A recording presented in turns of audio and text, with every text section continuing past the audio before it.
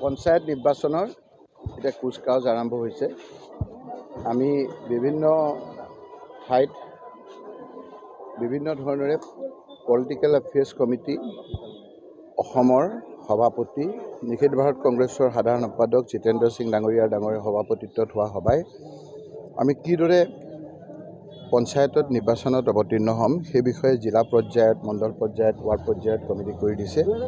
সেই কমিটিসমূহত ধুবুৰী লোকসভা সমষ্টিৰ অন্তৰ্গত 5খন জিলা, ধুবুৰী জিলা, বঙাইগাঁও জিলাৰ সৃজনগ্ৰাম, বৰপেটা জিলাৰ 2টা সমষ্টি, চাউথ চালমাৰা মানকাছাৰ আৰু বৰপেটা। মোক প্ৰশ্নটো সুধিছে, মই উত্তৰটো দি লওঁ। এইকেইজনৰ বিভিন্ন পৰ্যায়ৰ কমিটি হৈছে। আজি সেই ধৰণেৰে বৰপেটা ডিষ্ট্ৰিক্ট পলিটিকেল এফেয়াৰ্ছ কমিটিৰ মিটিং আছে। মই তাত অলপ সময় থাকি গুচি যাম, কাৰণ আমাৰ কংগ্ৰেছ কৰ্মীসকলৰ ভিতৰতে বিভিন্ন প্ৰাৰ্থী বিচাৰিছে। মোৰ কথা হ'ল যে আমি প্ৰাৰ্থীবিলাক আমাৰ যিহেতু কংগ্ৰেছৰ লগত কাম কৰা, যোৱা নিৰ্বাচনত ভোকে পিয়াহে লঘনে থাকি ৰোজা সময়ত বিভিন্ন আপোনাৰ সম্প্ৰদায়, জাতি, ধৰ্মৰ মানুহে কাম কৰিলে, সেইসকলৰ ভিতৰতে বিভিন্নজনে প্ৰাৰ্থিত্ব বিচাৰিছে। কিন্তু মোৰ MP হিচাপে মই পক্ষ লোৱাটো ঠিক নহ'ব। সেইকাৰণে ময়ো কমিটিক ক'ম যে আপোনালোকে যিটোৱে বাছে সেইটোৱে হ'ব। মোৰ কোনো পক্ষ নাই। মোৰ খালি কেৱল কথা হ'ল, যদি নিৰ্বাচনৰ হৈ যোৱাৰ সময়ত আমাক বিৰোধিতা কৰিছে, সেই মানুহসকলে কেণ্ডিডেট পাব নালাগে। যদি জইনো কৰিছে, পৰৱৰ্তী সময়ত পাব। আৰু এটা কথা মই ক'ব বিচাৰিছোঁ যে এই ক্ষেত্ৰত এটা বদনাম শুনা যায়। হিমন্ত বিশ্ব শৰ্মা ডাঙৰীয়া আৰু তেওঁৰ পালিপহৰীয়াসকলে বিভিন্ন ধৰণে বদনাম উলিয়ায়। গতিকে সেই বদনামত যাতে আমি অংশীদাৰ হ'ব নোৱাৰোঁ, কোনো ধৰণৰ যাতে পইচা পাতিৰ লেনদেন নহয় কোনো পৰ্যায়ত, সেই কথাটো আমি কঠোৰভাৱে আমাৰ জিতেন্দ্ৰ সিং ডাঙৰীয়াই নিৰ্দেশ দিছে। সেইটো যাতে আখৰে আখৰে পালন হয়। সেই ক্ষেত্ৰত যদি আমাৰ যিকোনো পৰ্যায়ৰ নেতাৰ যদি ইয়াৰ লগত জড়িত হয়, যদি ৰকিবুল হুছেইনো ইয়াৰ লগত জড়িত হয়, তেওঁৰ বিৰুদ্ধে ব্যৱস্থা গ্ৰহণ কৰা হ'ব বুলি অল ইণ্ডিয়া কংগ্ৰেছ কমিটিয়ে কৰিছে। সেই কথাখিনিকে ক'ম, কৈ পেলাই মই আজি যিখন কমিটি আছে, কমিটিক মুকলিভাৱে আলোচনা কৰি উপযুক্ত কেণ্ডিডেটক বাছিবৰ কাৰণে কৈ মই গুচি যাম। আপোনালোকে সেইবিলাক কৈছে, কিন্তু হিমন্ত বিশ্ব শৰ্মা আৰু যে আমাৰ সৰ্বানন্দ সোণোৱালৰ কাজিয়া পেচাল, সেইবিলাক আপোনালোকে নুসুধে। আজি যে হিমন্ত বিশ্ব শৰ্মাৰ মতে যে ভাৰতীয় জনতা পাৰ্টীৰ যে সভাপতি প্ৰদেশৰ হোৱা নাই, সেই কথাটো নুসুধে।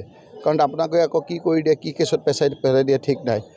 গতিকে আমাৰ কংগ্ৰেছটো এটা বিশাল সাগৰ। আমি কেতিয়াবা ক্ষমতাত আহিছোঁ, কেতিয়াবা ক্ষমতাত নাই।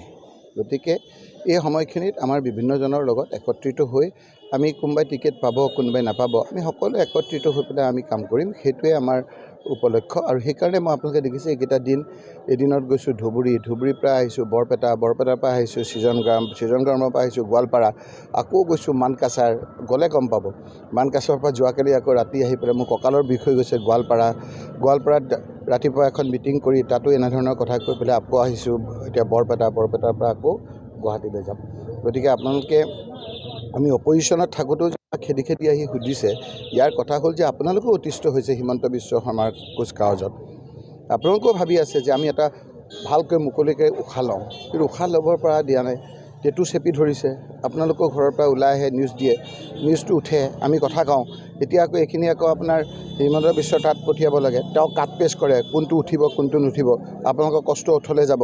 গতিকে এই চাৰুদ্ৰ পৰিৱেশৰ পৰা পৰিত্ৰাণ পাবলৈ বহুতে বিচাৰি আছে। নিশ্চয়কৈ এই পঞ্চায়তত ছেমিফাইনেল নহয়, পঞ্চায়তটো হ'ল ফাইনেল। পৰৱৰ্তী সময়ত আপোনালোকে চাব, আপুনি হিমন্ত বিশ্ব শৰ্মাক বিজেপি দলে তাৰ আগতেই মুখ্যমন্ত্ৰীৰ পৰা আঁতৰাব আৰু 26ত ৰাইজে মুখ্যমন্ত্ৰীৰ পৰা আঁতৰাব।